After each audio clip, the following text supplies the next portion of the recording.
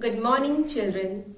Children, in our previous class, we read chapter number 13, Meena's Pet Bird, right? Today, we will do exercises of the chapter. Let's begin. Children, open page number 59. We will start exercises. 1. Answer each question in one sentence. So we have to give answer in just one sentence. Okay?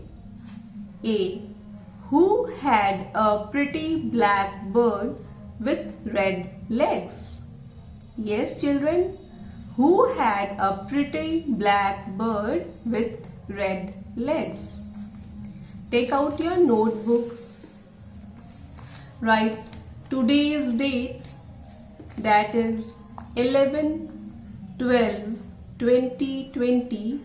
Write exercises. Then 1A, answer will be Rani had a pretty black bird with red legs, right? Next, what kind of bird did Meena's father bring for her? What kind of bird Meena's father bring for her? Answer will be Meena's father brought a green bird with red beak and long tail. Okay, the bird had red beak and long tail, right? Next, C. What did Meena want to call it? Okay, what did Meena want to call it? Meena wanted to call it Manju. She wanted to name him Manju, right?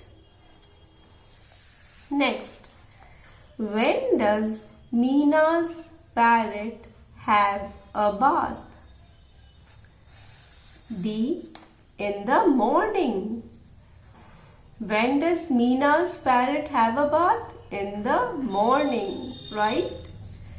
Next, how do its wings get wet? How do Meena's wings get wet? It jumped in and out and its wings got wet. How the wings got wet? It jumped in and out and its wings got wet, right? And the last one is, when does he begin to talk?